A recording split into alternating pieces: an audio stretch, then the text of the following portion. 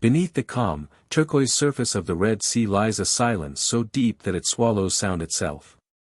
Yet, within that silence, something ancient sleeps, something that has haunted archaeologists, divers, and theologians for decades.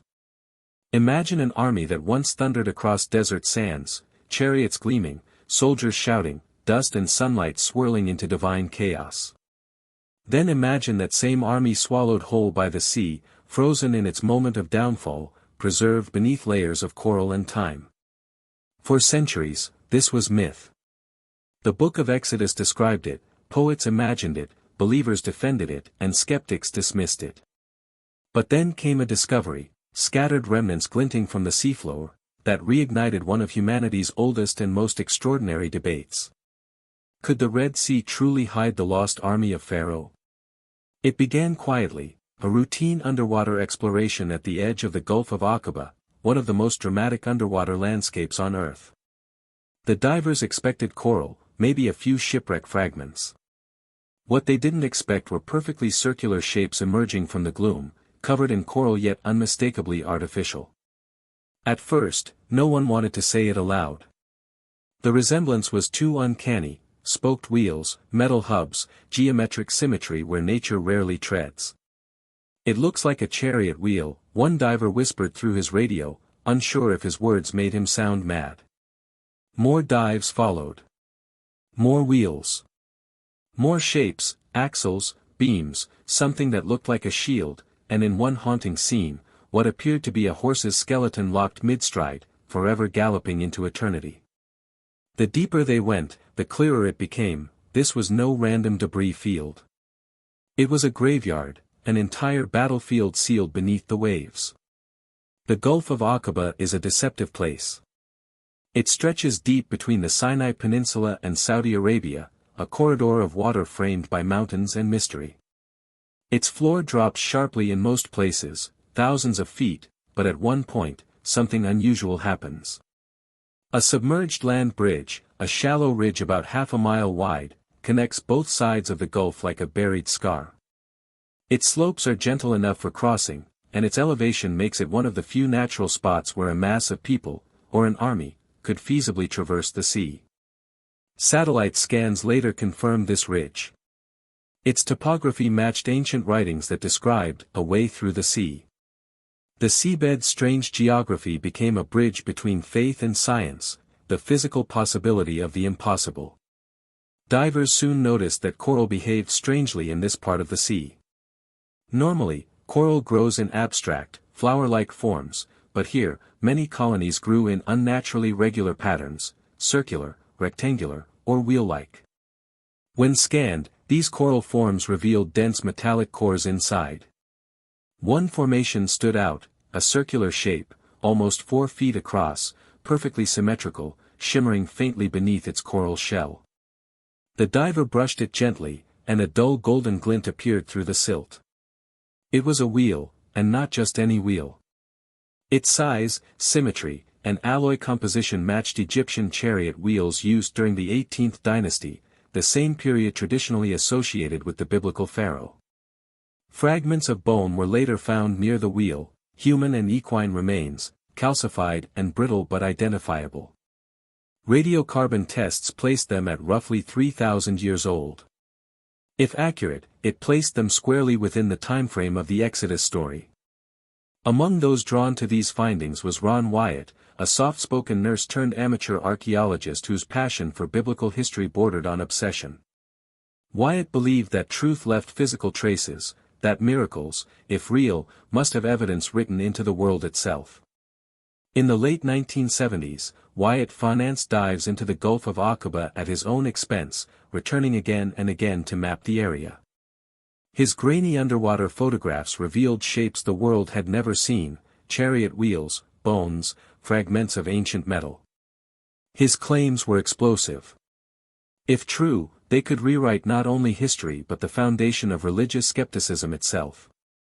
But mainstream archaeologists dismissed him. They accused Wyatt of misinterpretation, lack of documentation, and overreaching faith. Yet, beneath the criticism, one thing remained unshaken: his photographs. They were real. They showed something. And for every expert who rejected him, there were hundreds of ordinary people who found in his discoveries a whisper of forgotten truth. Decades later, technology caught up with Wyatt's dreams. Advanced submersibles, sonar imaging, and 3D mapping allowed teams to revisit the same coordinates with precision he could only imagine. The results startled even the skeptics. The scans confirmed a debris field extending for hundreds of meters across the seabed. Many objects bore patterns inconsistent with natural formations, symmetry, consistent spacing, and mineral signatures of ancient alloys used in Egyptian bronze. Marine archaeologists couldn't easily explain them. Were they remnants of shipwrecks? Trade routes? Or something far older? Forensic tests on coral growth revealed centuries of accretion, meaning whatever lay beneath had been there for millennia. And at the heart of it all lay those peculiar wheels, staring back like the eyes of history itself. The Pharaoh's army, drowned in pursuit of escaping slaves, consumed by divine retribution, is among the most powerful images in all of Scripture. To believers, it represents justice. To historians, it represents myth. But what happens when evidence begins to blur that line? Throughout history, discoveries like this have often sparked more division than unity. Believers saw Wyatt's photographs as proof of God's hand. Critics saw them as coincidence. Scientists demanded verification, and governments, particularly those in the Middle East, quietly restricted diving in the area, citing environmental protection. It's not difficult to understand why. If one of the most famous miracles in religious history were suddenly supported by physical evidence, the implications would ripple far beyond archaeology. It would challenge entire frameworks of thought, about faith, science, and what we consider history. Tragically, time is not kind to coral. The very process that preserved these artifacts now devours them. As coral feeds, it grows, eroding its host metal into dust. Some formations that once resembled chariot wheels have already lost their definition. Divers report seeing outlines fading year after year, relics dissolving into the sea that once buried them. The ocean, it seems, is reclaiming its secret. And with it, perhaps, a chapter of human history too monumental to grasp. Among scholars, the argument continues. Some insist the formations are coincidental, that coral mimics geometry more often than we realize. Others argue that the Gulf of Aqaba was never part of the biblical route, that the Exodus narrative, though profound, is allegory, not archaeology. Yet others point to inscriptions, ancient Egyptian records of armies that vanished in the east, and desert petroglyphs depicting scenes of panic and water. A few modern Egyptologists even concede that the 18th dynasty experienced a mysterious military disappearance, though the cause, they say, remains unknown. It is here that the script's deeper message emerges, not about proving or disproving, but about humanity's hunger to connect myth and matter. Every culture has its stories, but the most enduring ones leave fingerprints on the earth. For those who dive into the Gulf today, it's impossible not to feel something. The water glows blue-green in the sunlight, but beneath that beauty is an unshakable melancholy. Every wheel shape, every bone fragment, every twisted coral column whispers the same question: did this really happen? And yet, whether divine intervention or natural disaster, the story carries a profound symmetry. The mighty army of an empire, at the height of its arrogance, erased not by enemy swords but by the very sea it sought to dominate. History's greatest paradox, that power perishes where humility endures, is embodied in every inch of that underwater graveyard.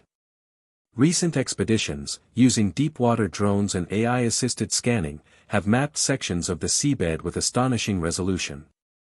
Some researchers claim to have identified over 300 unnatural coral growths arranged in linear paths. One pattern, about 800 meters long, appears to trace a direct east-west alignment, eerily consistent with a mass movement across the seafloor. But funding is scarce. Political boundaries make access complicated. Some regions are closed entirely, guarded under the guise of national security or environmental law. The few who still explore these depths do so quietly, away from headlines, knowing how fragile both the artifacts and the truth have become. The ocean keeps its secrets well. Beyond the relics and debate lies something far more human, the yearning to know. Ron Wyatt once said in an interview, "If even one will from Pharaoh's army lies beneath those waves, then every word written about faith suddenly breathes again." For him, discovery wasn't about proving others wrong. It was about reminding the world that belief and curiosity are not enemies. The archaeologist and the believer are both explorers, both searching for light in the deep. His legacy endures not in flawless evidence, but in the courage to look where others refuse. As modern divers descend through the warm, clear layers of the Red Sea, their lights reveal a surreal mosaic: coral rings, skeletal shapes, ghostly silhouettes. Some spin slightly in the current, like wheels still in motion.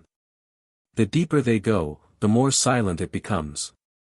Only the hiss of their oxygen reminds them they are alive, intruders in a tomb where history sleeps. They hover above shapes too old to understand, and for a moment, it feels as though time itself has stopped, that they are witnessing a scene frozen at the precise instant when myth became reality. When the waters closed over Pharaoh's chariots, they didn't just drown an army, they sealed a story that would echo for millennia. And now, piece by piece, that story is resurfacing.